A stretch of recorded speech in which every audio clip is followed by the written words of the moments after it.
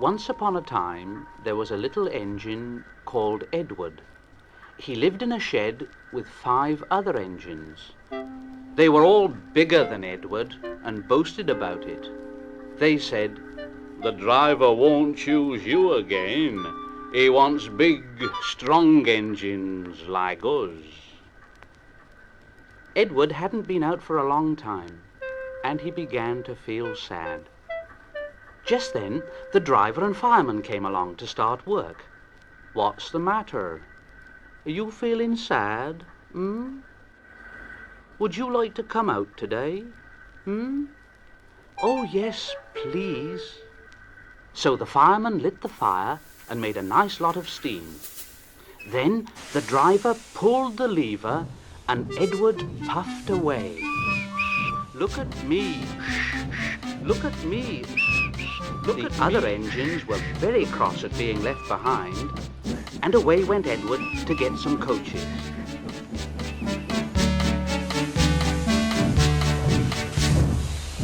Oh! He bumped us, he bumped us, he bumped us. At last, Edward found the coaches, and they said, "Oh, please be careful, Edward. Don't bump and bang us like the other engines do."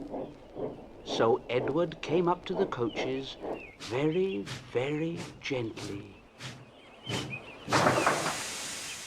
And the shunter fastened the coupling. The coaches were very pleased. "Thank you, Edward. That was kind. We are glad you're taking us today." Then they went to the station where the people were waiting. "Here we are. Here we are. Here we are. Here we are. Here we are.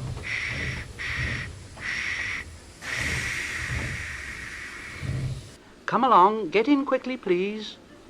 So the people got in quickly, and Edward waited happily for the guard to blow his whistle and wave his green flag. He waited and waited, and there was no whistle and no green flag. Edward was getting anxious. Where is that guard?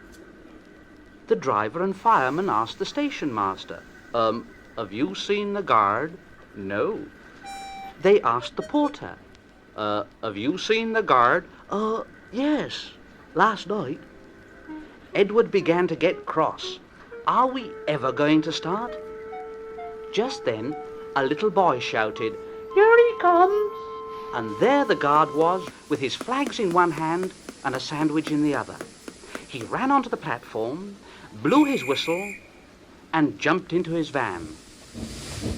Edward puffed off.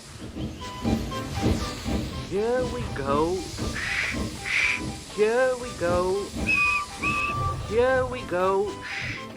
Here we go. Here we go.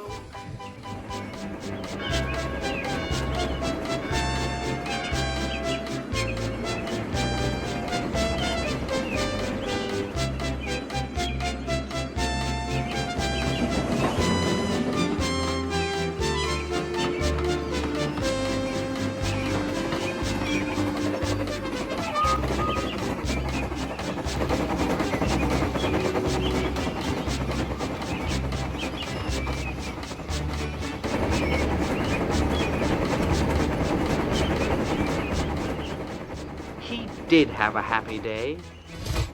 All the children ran to wave as he went past. And he met old friends at all the stations.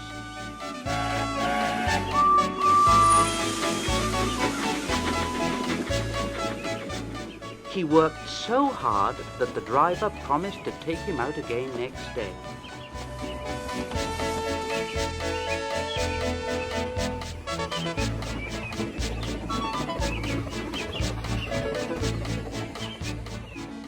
Told the other engines in the shed that night, "I'm going out again tomorrow.